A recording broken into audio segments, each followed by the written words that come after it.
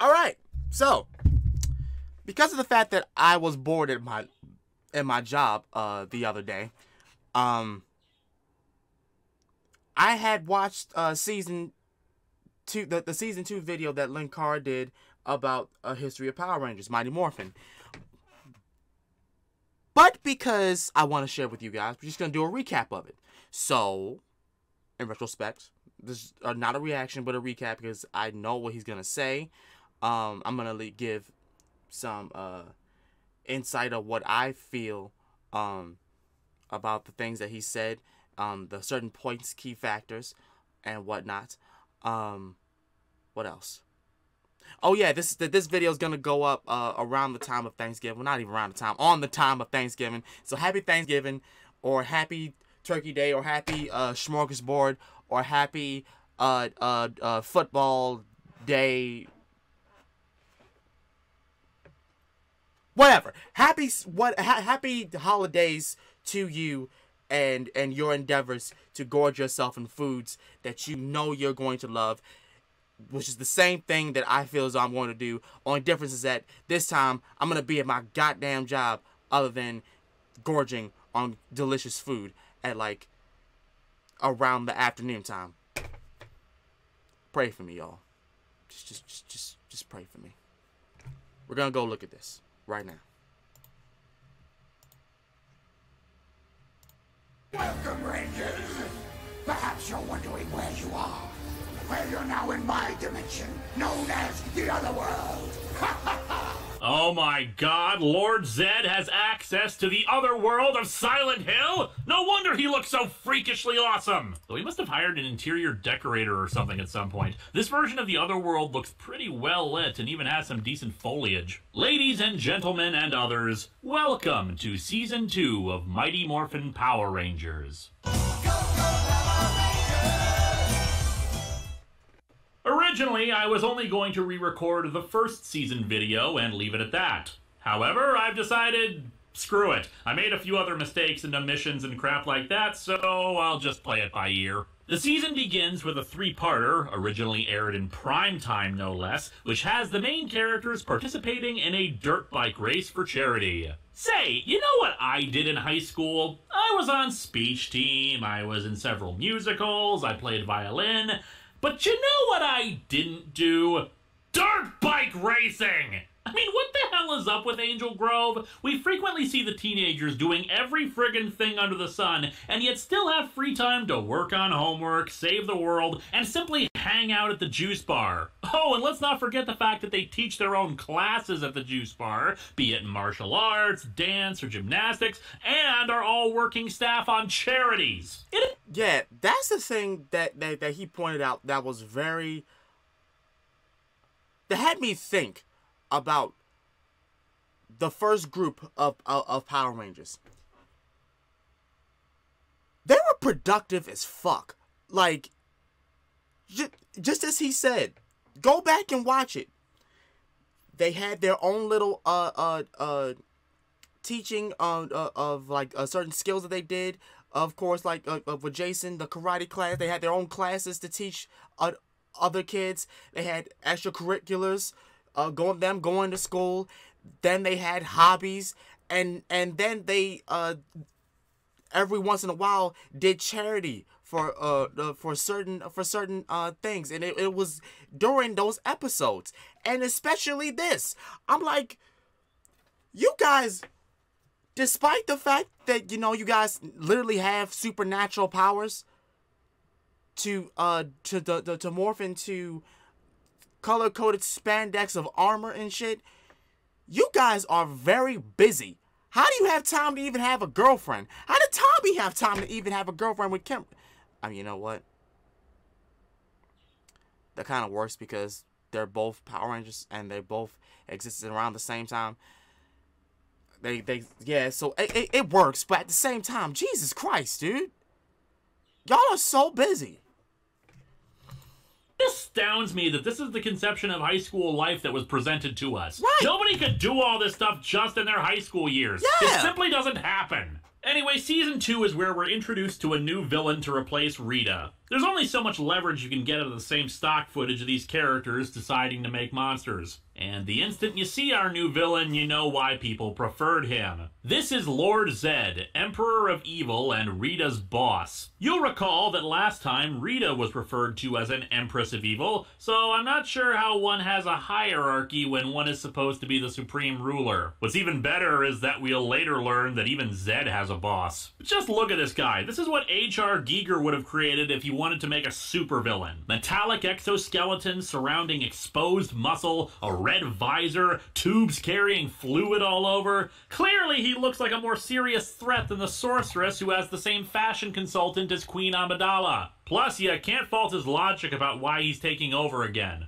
Those Power Rangers are nothing but mere infants! You were defeated by children! As stated before, the show was running out of Sentai footage to use, so while they just started using Zord footage from a different Sentai series, Lord Zed was created purely as an American villain. He brings with him his own army of putties, silver ones with Z emblazoned on their chests. However, that vanity of Zed's is the putties' downfall, since striking that Z will destroy them. While that seems like an obvious weakness, it should be noted that it's not like you can just poke it and take them out. Right. They really have to punch it hard for it to register, reverting them into glowing clay stop motion that flies off into the ether. Gotta love how they clean themselves up after they're destroyed, leaving only the fresh scent of pine. Zed, as punishment for her failure, returns Rita to her space garbage can and tosses her out into the recesses of space, where I'm sure she'll never bother anyone again. Bulk and Skull's next stage of character growth begins here as well. After getting rescued by the Rangers from Zed's putties, they decide they're going to try to figure out who they are under their helmets. I'll get more into that a bit later, but suffice to say, what raises my eyebrow is that for all their talk to the teens about how much they hate goody-goods,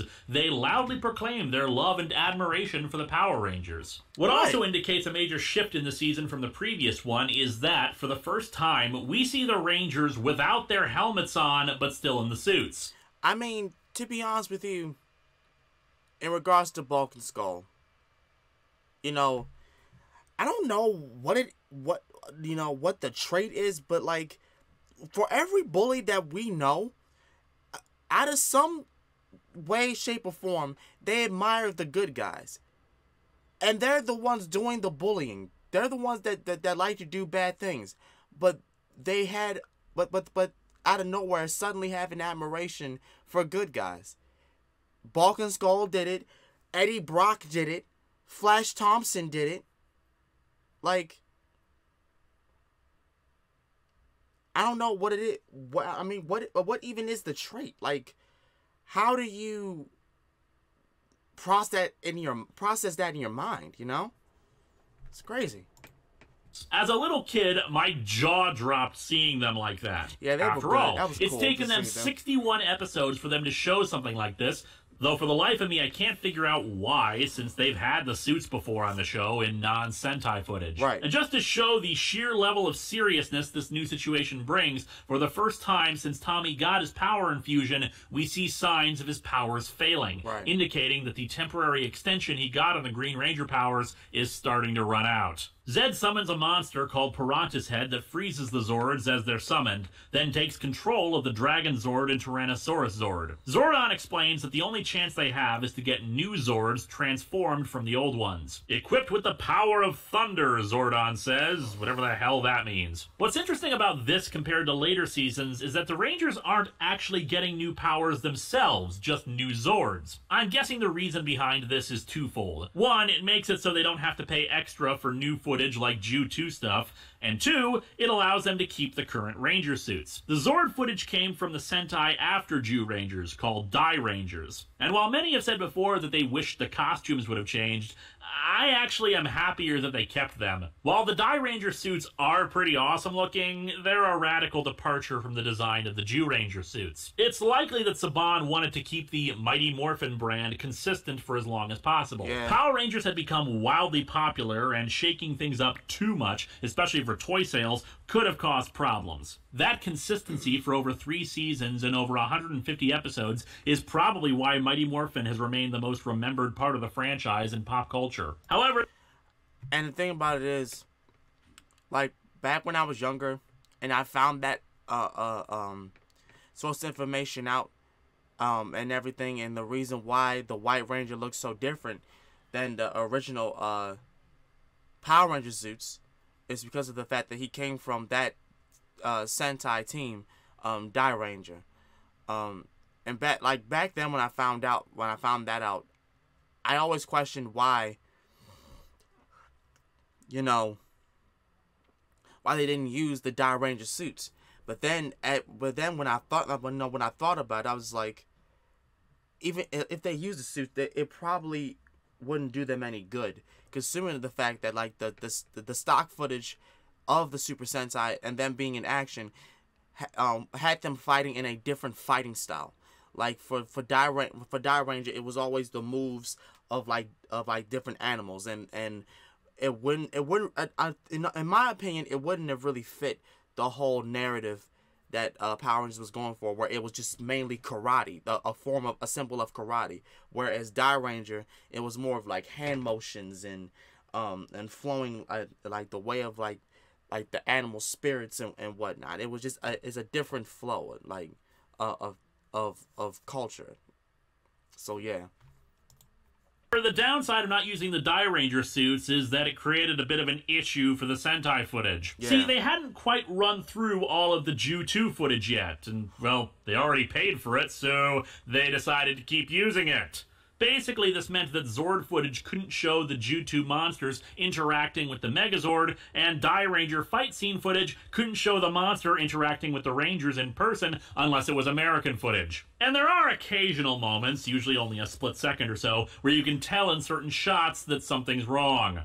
Whoops. Anyway, Billy and Trini create a device to jam Piranha's Head's abilities, but Zed sends the Zords back into the Earth in the hopes of destroying them. Fortunately, despite this little stock footage attack, they're able to save the Dragon Zord and use what's left of the old Zords to create the Thunder Zords. Sadly, because of Tommy's lack of power, he can't support a new Zord. This indicates that the Zords themselves are tied into the power of the Rangers, which is something I'll bring up next time. As I alluded to last season, the individual Thunder Zords are really not worth mentioning since they never use them on an individual basis, just forming the Megazord. The only exception is the Red Dragon Thunder Zord, which has an alternate human mode that can fight pretty effectively on its own. The Thunder Megazord is pretty cool in its own right too, looking like some kind of big shogun or samurai thing. Anyway, to make a long story short, they decide it's time to can this bitch. Time to can this bitch! And they defeat it. Lord Zed takes it well. I didn't fail, you stupid twit! You failed! You all failed! Just like you failed before!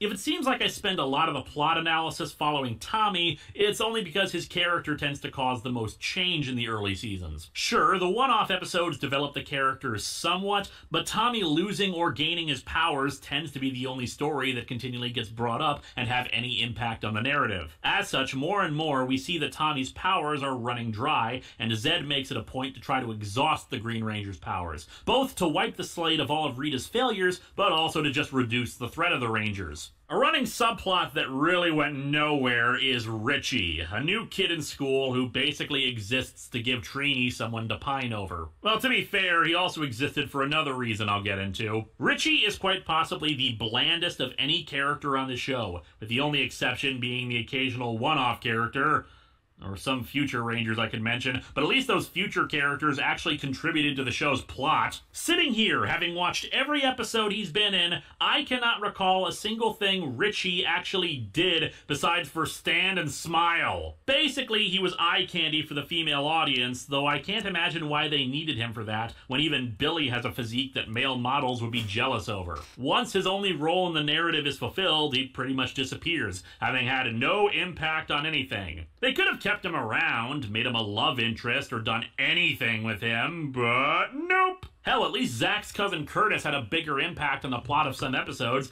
even though he was only in half the episodes Richie was. Farewell, Richie. You're not even mentioned on this season's Wikipedia page. And another thing about that is, whenever he was on screen, and whenever, like, other so-called characters, like human characters on screen, I wanted them to immediately just cut to the, you know, back to the fighting, or Lord Zed, or and whatnot. Like, this is Power Rangers. I don't want to know nothing about human characters except for the original team. I don't care about human characters. Give me more of the fighting. Like, give me more of the monsters, more of the evilness, more of the Zordon and whatnot. I don't want to know about the human characters, but the human characters. Other than the doggone Ranger team. Sheesh.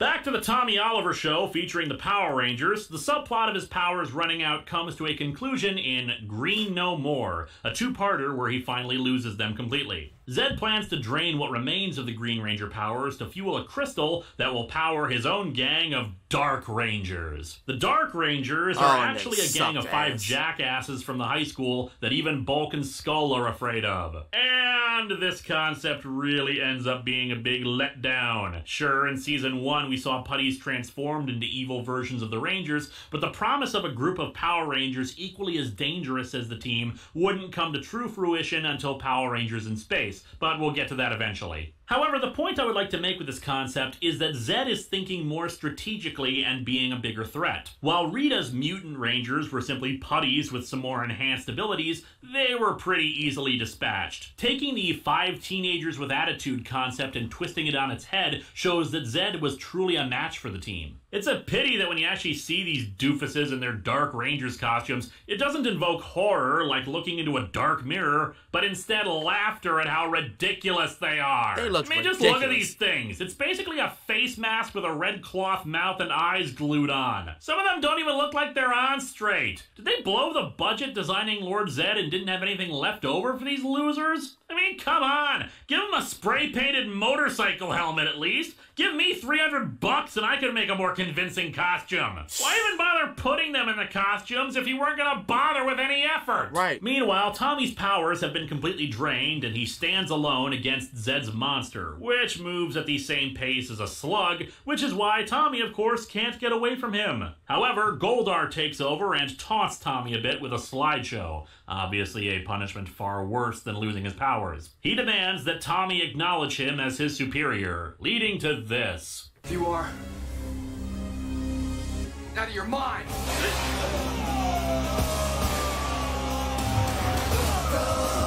And you know what? That was one of the reasons why I like the Green Ranger so goddamn much. Tommy re-enters Zed's dimension and shatters the crystal, restoring enough of his powers for one last battle and getting the Dark Rangers out of their ridiculous outfits. To make a long and confusingly dumb battle short, they beat the monster, and there's a trite, ludicrous wrap-up with the jackass teens who apparently only needed friends to stop being assholes. Because that makes so much sense, especially when the 5 of them are friends. If it seems like I'm being harsher on this one, it's only because, as a conclusion to the Green Ranger story, it feels very rushed. There was a ton of build-up throughout the season leading up to this two-parter that has enough ideas in it to last for a 3 or 4-part story. But instead, it wasn't a satisfying conclusion, especially with the possibility of never seeing Tommy again. Some good follow-up comes in the next episode, Missing Green, with Jason lamenting the fact that if he had gotten the green candle last season, Tommy would still have his powers. Zed, striking inspiration once again, creates candles for the other 4 Rangers,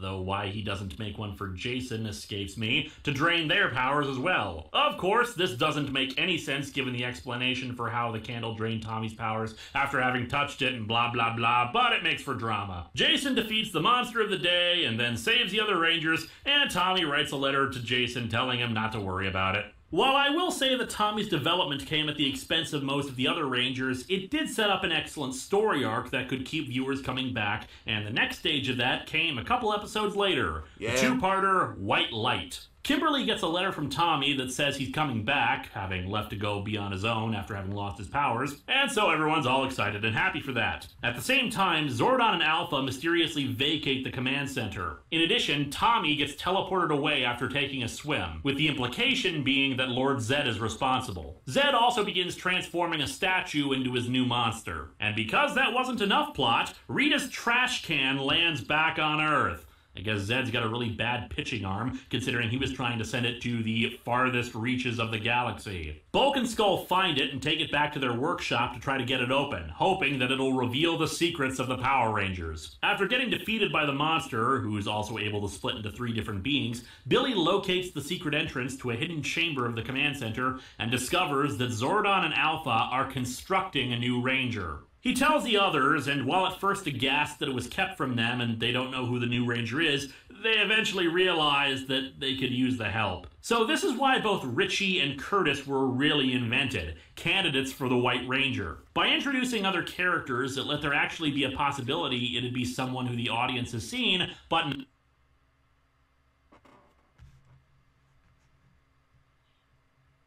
What just happened? You're kidding me. You're actually... Sorry about that. Internet apparently got cut out. Apparently it does that every once in a while. Mysteriously vacate the command center. In addition, Tommy gets teleported away after taking a swim, with the implication being that Lord Zed is responsible. Zed also begins transforming a statue into his new monster. And because that wasn't enough plot, Rita's trash can lands back on Earth. I guess Zed's got a really bad pitching arm, considering he was trying to send it to the farthest reaches of the galaxy. Bulk and Skull find it and take it back to their workshop to try to get it open, hoping that it'll reveal the secrets of the Power Rangers. After getting defeated by the monster, who's also able to split into 3 different beings, Billy locates the secret entrance to a hidden chamber of the command center and discovers that Zordon and Alpha are constructing a new Ranger. He tells the others, and while at first aghast that it was kept from them and they don't know who the new Ranger is, they eventually realize that they could use the help. So this is why both Richie and Curtis were really invented, candidates for the White Ranger. By introducing other characters that let there actually be a possibility it'd be someone who the audience has seen, but not necessarily Tommy. After all, why give screen time to these guys otherwise? And I've got to admit, when there started to be promotional material about a new White Ranger, I actually thought it'd turn out to be Richie. Richie, not the White Ranger, but a red herring. So Zordon and Alpha bring in the team and show them the White Ranger, who unmasks to reveal Tommy.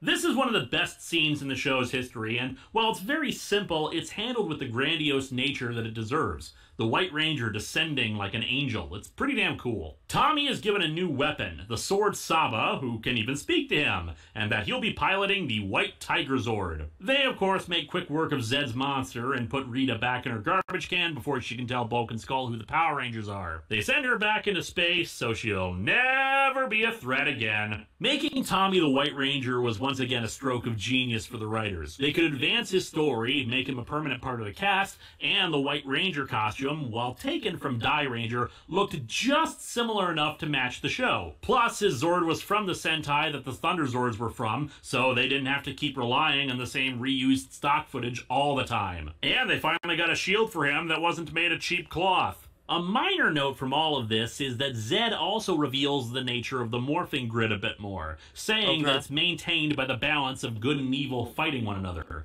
or in particular, he and Zordon. A very Joss Whedon-esque. Sadly, we never see any expansion on this, the morphing grid itself being one of the biggest mysteries in the entirety of the show, since it's mentioned multiple times over the next 20 years, but never explicitly explained what the hell it really is. Zed's explanation is the closest we ever get. Sure. Right, and the thing about it is that, like, okay, from the way I understood it, you know how, like, in Star Wars, they have the Force. In Marvel, they have the power of Cosmic. In DC, they have,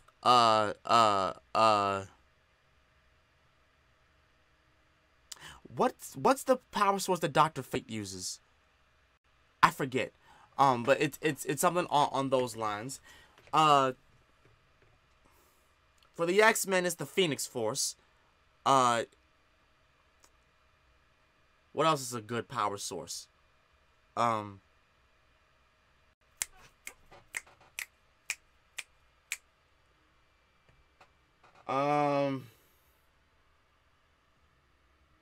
got nothing. But yeah, basically it's something like that. The morphing grid is basically like an all-around power source that apparently Zordon and Zed are connected to. And because Zordon is like this alien entity, who apparently, you know, found the power coins, he emerged the energy through the coins, and it just became like a beacon of energy for every Ranger that ever existed.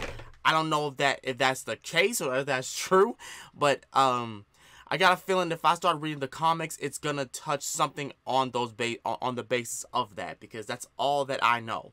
You know, that's all that I can assume that's the case of like the Morphin grid and whatnot. It's just like a never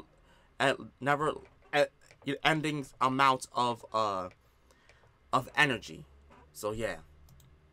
Shortly thereafter, a different subplot begins. There's some international peace conference, and they're looking for 3 teenagers with attitude to represent, Angel Grove, I guess, at the conference. The group ponders briefly the all-too-real possibility of what would happen to the team if they were chosen to go to it. In building to that, there's a 3-parter called The Ninja Encounter, centered around 3 new characters. Oh, and then Adam, there's this Aisha, stuff. and Rocky. This stuff is ridiculous. They're from Stone Canyon, the neighboring rival city to Angel Grove, and are going to be facing off in a ninja tournament against 3 arrogant ninjas. Yeah. However, there's one thing in particular I have to point out, because it's a combination demonstration of something awesome, but also of just how ludicrous this show can get. There is a full 3.5-minute sequence of a baby carriage going down a hill. Bear in mind that the average episode of Power Rangers, counting both theme song and ending theme, lasts about 20 minutes. A good chunk of the episode is devoted to the sequence.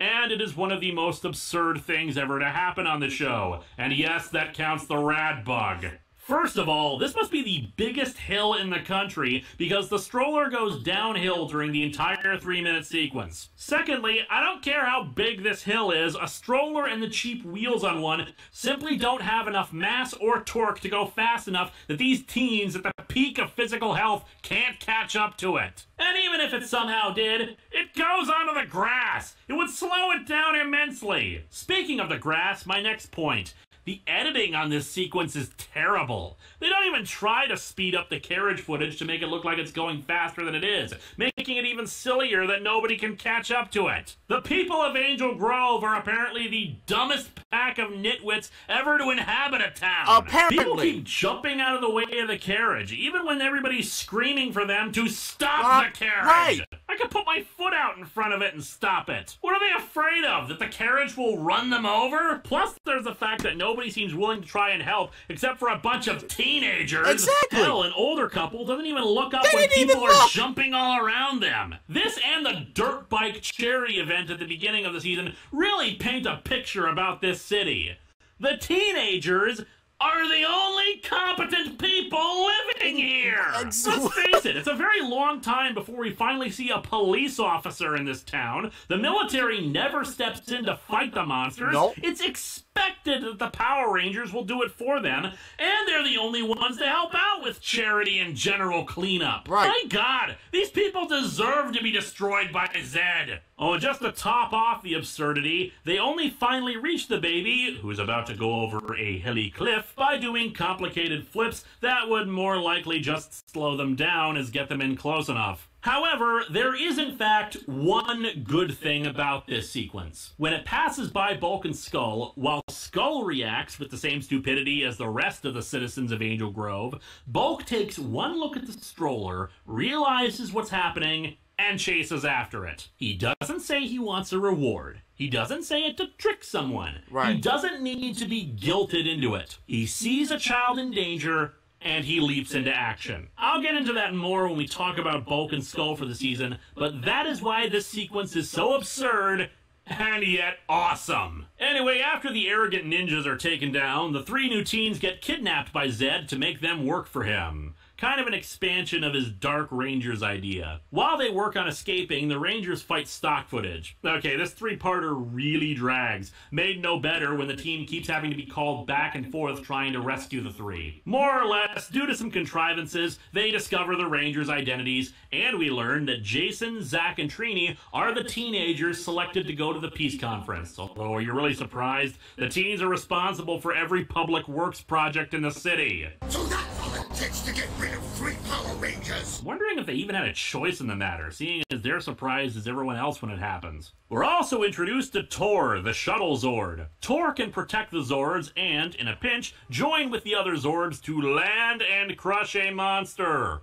I'm dead serious here. Conversely, Zed reveals that he can sometimes one-up the Rangers with the introduction of Serpentera, a gigantic Zord that could devastate an entire planet when fully charged. Its primary weakness was that it apparently only runs on 3 AAA batteries, so its power runs out pretty quickly. In order to make sure that Zed doesn't strike with Serpentera while the 3 are at the peace conference, the Rangers travel to a deserted planet, because as it turns out, Zordon can send them to other planets, to retrieve the Sword of Light, an object that they can use to transfer the powers of the 3 Rangers to Adam, Aisha, and Rocky. Zed travels in Serpentera after them to make sure they can't transfer the powers, though one wonders why he doesn't just use Serpentera to annihilate the Earth in their absence. Right. Still, Serpentera is given a strong introduction here just to show off its destructive power. The Rangers manage to get the sword just before Zed completely annihilates the planet. I'm just saying, sure, you can have your Death Stars or your Unicrons, but the villain of this show made his planet-destroying weapon a giant dragon. Anywho, the Rangers transfer the 3's powers, and thus we have our first real cast departure with Jason, Zach, and Trini. When I originally made this video, there really wasn't any confirmation about why the 3 left, but now we can confirm that it was indeed over money. Specifically, the main cast was paid pretty poorly. Austin St. John said in an interview that he could have basically worked at McDonald's and gotten the same amount of pay. What's more, the show was not a union production, and it was felt among some of the cast that, you know, since they were pulling very long, hellish hours and not getting paid very well for it, that they should at least have that going for them. Right. Unfortunately, the negotiations did not go well, and they decided to end their contracts. None of the actors were ever upset about having done Power Rangers, but it's still sad that that's why they had to leave. What's worse is that because these contract negotiations were happening in the middle of the season, they hadn't quite filmed sequences with them yet. In fact, all the episodes that feature Rocky, Adam, and Aisha are basically stock footage of Jason, Trini, and Zach, and really bad dubbers. That's the 3 wild. new teens, well, they pretty much filled the roles that they replaced. Don't get me wrong, they were good choices. Unlike the guest stars, who would either be wooden or overact, these 3 were very convincing in their parts, though I kinda liked them better when they weren't Rangers. Knowing the identities of the others while still being helpful allowed them to really show their stuff and give credence to the idea that even ordinary people could achieve what the Rangers did. There were some cosmetic differences. For example, Adam wasn't exactly teaching hip-hop keto in his classes. Aisha fills in Trini's role of best friend to Kimberly, and, well, that's it. Billy had developed enough that he didn't need technobabble explained anymore, and Rocky was there. He wasn't bad, I remind you. He was just there. There. Eh. And the thing about it is, regarding to the 3 actors leaving and whatnot, it's kind of messed up that, you know, you're casted on a show, one of the most popular shows to ever exist in that time period. Because I don't care what anybody says. This is basically the way, the law of the land.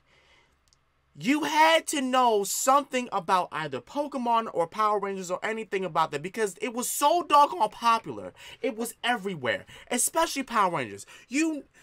If you knew it, like, the only thing that you probably knew with that was required was the name. You knew about Power Rangers. You knew that it was a show. You knew it had merchandise because it was everywhere. It was in the clothing. It was in the toys. It was in the doggone cereal at times. It was in, like, they had, like, cards at one point. They had stickers. They had shoe clips. They had they had posters. They had shoes. They had shirts. They had every type of thing that was Power Rangery.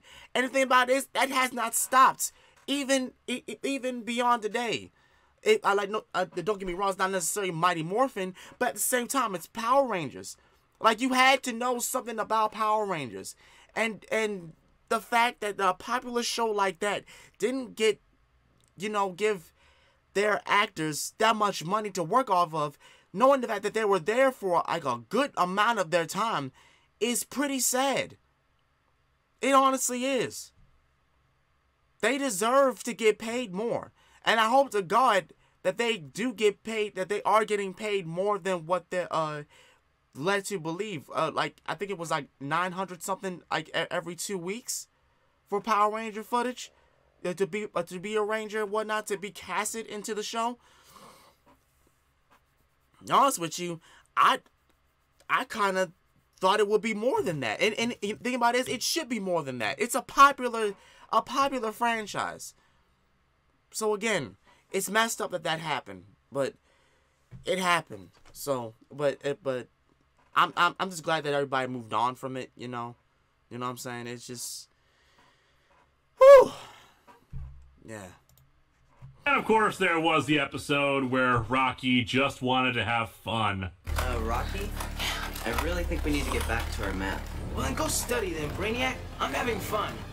Oh, and there's also this silly thing introduced called jetting, where the Rangers are basically flying. Right, which was crazy. I don't see the point, since they can teleport. It was not a thing that lasted very long, and the only thing to really come from this is an amusing Bulk and Skull bit where they try to build jetpacks to keep up with the Rangers, furthering a point I'll be making soon enough. As time went on, Zed started to resemble Rita more and more in terms of his strategies. Sure, on occasion there was some innovative thinking, like turning the planet back in time to before the teens became Rangers and making them children, but he started making bad jokes and simply saying that he'll get them next time, blaming his minions for the failures of his monsters. Which was sad. Zed was supposed to be the badass villain, and yet he was getting punked by the teenagers on a regular basis. Yep. He hadn't had a real victory since the Green Ranger powers were lost. A 3-parter, however, came in near the end of the season to shake things up a bit. Rita Repulsa returned once more, but this time she had a real plan.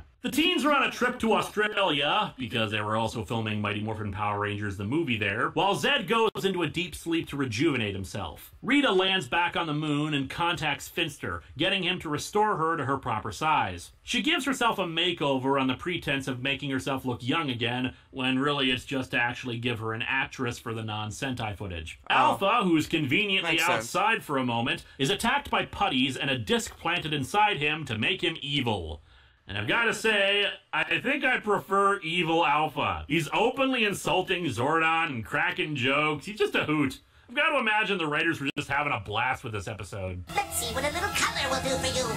This is no time for fun and games, Alpha. Get these flowers off me. Hold on a little hair. Obviously, you malfunction. Evil Alpha makes the Rangers teleport to an abandoned theater in Angel Grove, where for some reason their powers will be limited. I don't know, maybe it was built on an ancient Indian burial ground or something. The second phase of Rita's plan is a love potion that she puts into Zed's tubes, making him fall in love with her. Finster, in the meantime, recreates old monsters to send into the theater to attack the Rangers. While the Rangers try to find a way out of the theater, Rita and Zed prepare to get married, with a wedding ceremony quickly put together, much to Goldar's irritation. When the Rangers do finally escape from the theater, they fight some stock footage before Alpha teleports them right back in again. Most of the monsters go to attend the wedding, leaving 2 monsters who are easily defeated with the power of Annette. Rita and Zed go off in Serpentera while Goldar leads the remaining monsters in a charge against the escaping Rangers and the command center. After freeing Alpha from his reprogramming, the Rangers bring out their Zords to fight an army of stock footage. This is really a disappointing fight, highlighting the problem of not having the Zord suits. We finally have an all-out brawl against several giant monsters, and it's all clearly from different sources. So the monsters are defeated and Zed and Rita bicker. Now, people have criticized the marriage of Zed and Rita, but I'll give my thoughts on that next time. However, I would like to point out this very fun bit from an episode where Zed wants to make Kimberly his queen. Yeah, I'm not sure whose idea that was either. And Goldar tries to put her under a spell to do such a thing. And whose outfit does she end up in? Rita's, of course. Let's watch the fun. He's not a wrinkle! I deserve better! What are you looking at? You used to be kneeling to me! So, yeah. Zed's ideal mate is Rita. Huh. The marriage was done because of complaints the show had received from parents about how frightening Zed was to their children. Then again, he's a villain, so he's supposed to be frightening, so I'm not sure what they were expecting. The rest of the season is multi-parters, so I'll just give my brief thoughts on each. Return of the Green Ranger has the fight that really had to happen at some point. An evil clone of Tommy made into the Green Ranger to fight the White Ranger. What drags it down is that the rest of the Rangers are sent back in time to the late 1700s. It's not particularly convincing. I can't really put my finger on why. There's just this sense of cheapness I get from looking at it. Maybe it's the fake British accents. Maybe it's the Spirit Halloween costume mask for the monster. Maybe it's the friggin' rat costumes. Those rat costumes. Compounding matters is the stock footage of the Dragon Zord, the last time we'll ever see it in action. Though the fights between the Green and White Rangers are fun, the clone of Tommy, after turning good, is left in the 17th century with his powers intact. This could explain a plot hole way later on in Power Rangers Megaforce, but that's neither here nor there, and it really doesn't deserve any real thought anyway. A standalone between the multi-parters is Best Man for the Job. The main plot is pointless, aside from some genuine amusements. You're useless! Let me handle this before you get hurt! You? Alright. Yes, me, you arrogant airhead! No way. Typical Tommy blockheaded behavior! Who's a blockhead? You're out of your mind. Can't take competition? Excuse me.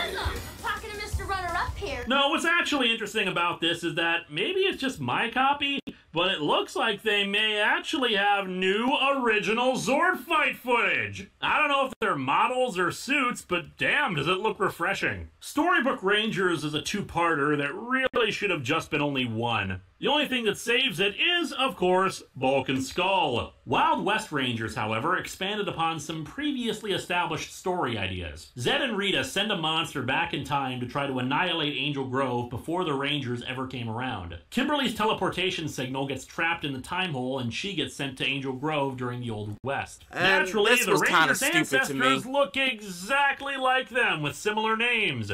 Also, this is in spite of the fact that some of those Rangers came from Stone Canyon and not Angel Grove. Right. Although a nice touch is that the White Stranger that is Tommy's ancestor has a green stripe in his hat. What does stretch the premise thin is Ernie's Juice Saloon. I'm sorry, but a Wild West town would not have a Juice Saloon. Also, I'm surprised no one accuses Kimberly of being a prostitute given her clothes. Although, it is a kid's show. As established in the first season, the command center has been standing for thousands of years, so Kimberly is able to teleport there and get help. In a nice nod to continuity, Kim establishes that while Rita may have the Green Ranger coin, they still have the other power coins. Now, the interesting thing about this is that Rita and Zed have established in previous episodes that Zordon has created Power Rangers before, and this is such an instance. There have been Power Rangers in the past, and not necessarily the Mighty Morphin team, especially because, as we really learn next season, they did not create the power coins. They found them.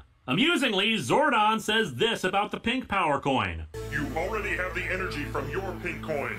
Too much pink energy is dangerous. I'll just let that thought simmer. She gives the coins to the ancestors of her friends, which, while I'm sure makes sense to her, makes no sense from an actual logic standpoint. Her friends in the future have studied martial arts because of the people they are and the time period they're from. In the past, the teens are not martial arts experts. And also, the teenagers' great-great-grandparents were Power Rangers too? What? So yeah, they defeat the baddies, history is flushed down the toilet, and Kim goes back to the future. It's a fun two-parter, even though the space-time continuum just got repeatedly kicked in the groin. The season, however, does not end on a high note. Instead, it's a standalone filler episode where a statue of Billy, made by Billy Love Interest number 17, gets turned into an evil copy. Subsequently, this is like the 5th or 6th time we've had an evil Billy, usually through mind control. And it's like the 80th time that one of the team has acted strangely, and yet the Rangers don't immediately seize upon the idea of, say, maybe this is part of Rita and Zed's plan. The episode frankly feels like it's from earlier in the show and really not worthy of ending out the season. Even season 1 ended on something resembling a subplot, Angela and Zach going on a date.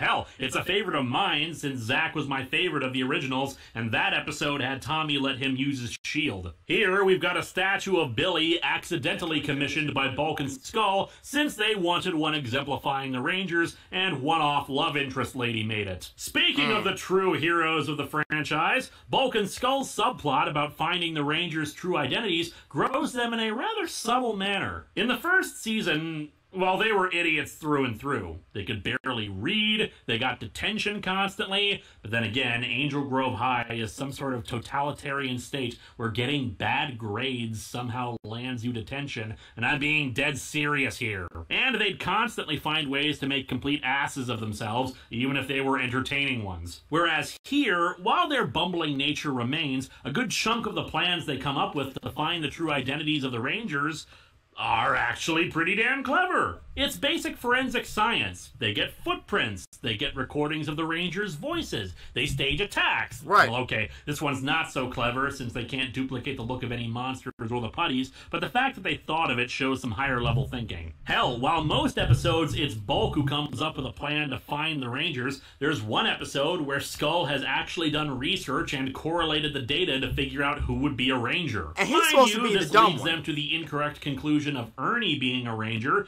but it shows them going above and beyond the call of duty and what was expected of the character's intelligence to solve the mystery. It shows that the two aren't just one big punchline about how being a bully is wrong. The truth is that the two are competent at what they do when they're actually driven to achieve their goals. In fact, some of the time, the reasons their plans fail isn't because the plans are bad, but because the Rangers screw them over. For example, in the aforementioned footprint episode, they managed to get a cement cast of the footprints, but the Rangers make everyone in the juice bar go out onto the dance floor, and a smack by Skull makes Bulk drop the cement block, shattering it. There's also an instance where they found a videotape that was a recording while the Rangers fought in the park, capturing their morphing as well, and while they stupidly don't watch the tape themselves first, the plan is foiled because the Rangers, dicks that they are, take the tape away and switch it out. Now, admittedly, yes, they supposedly need to hide their identities, but really,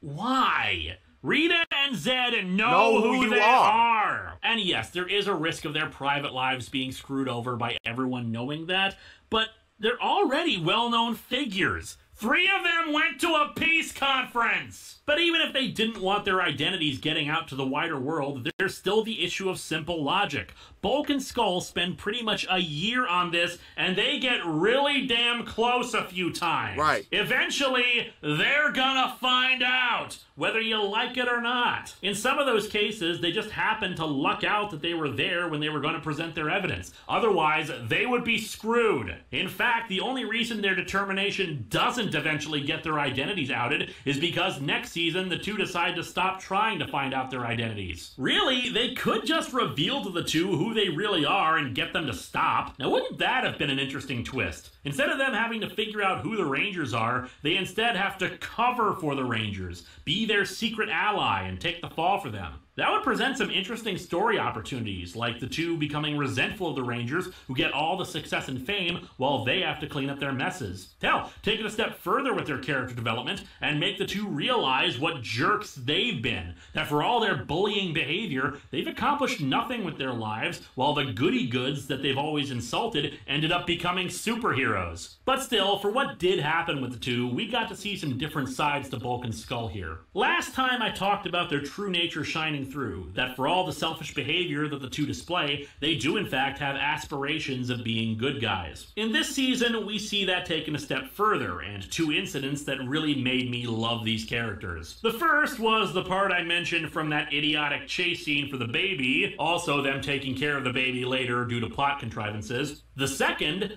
well, let me tell you something. Countdown to Destruction is considered by many to be Bulk and Skull's finest moment, but there is a very close second for me that no one ever seems to bring up. In the episode, When is a Ranger Not a Ranger, a monster scrambles the memories of the team. Bulk and Skull, during a stakeout in a field, spot the teens teleporting in and morphing, learning their true identities. You can just see the wheels turning in their heads as they realize they've been played all this time. After the monster finishes erasing the Rangers' memories, the two spot prisms that the team planned to use to restore their memories. And for the first time in 2 years and 91 episodes, Bulk and Skull don't run away from a monster, but stand up and face it head on. Not so fast, buckaroo.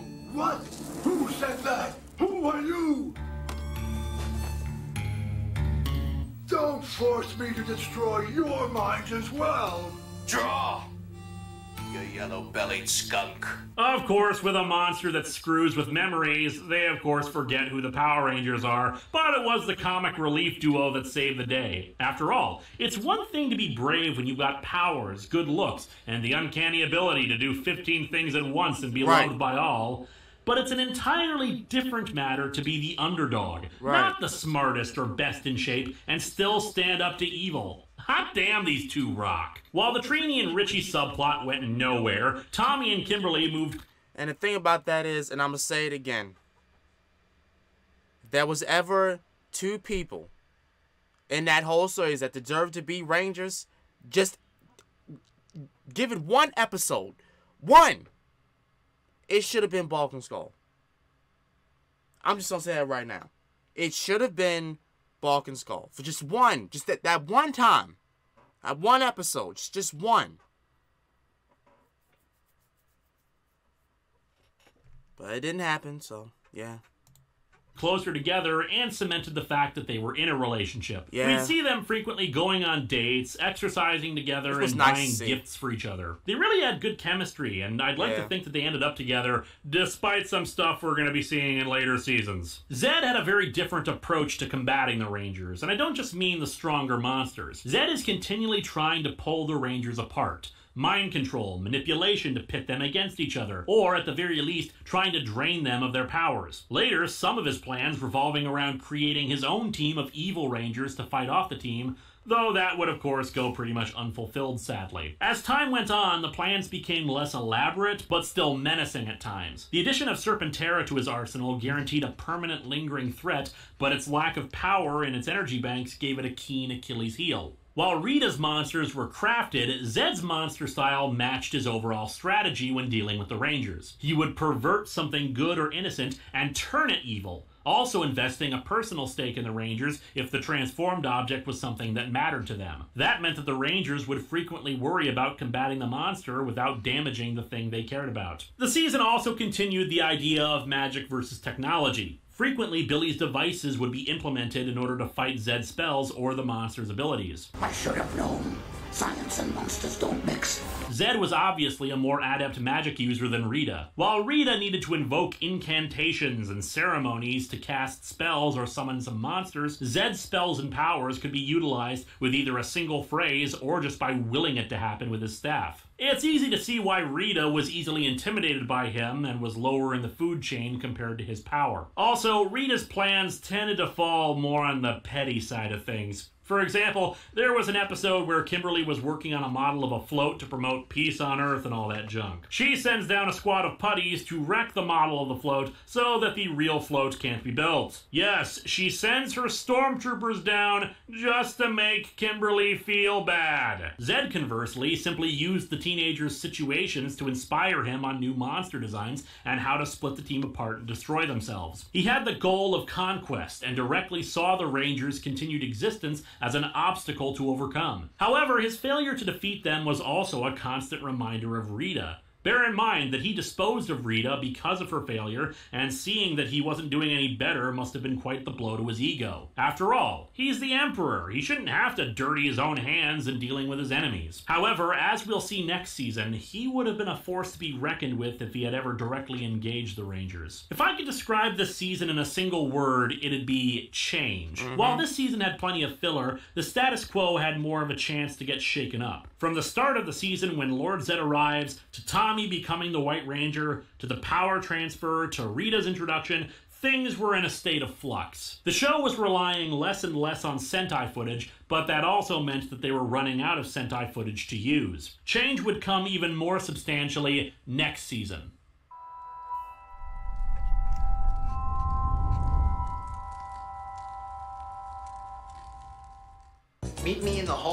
after school. We have what you've been looking for. I found that in my locker. Do you know what this means? Somebody knows the combination to your locker.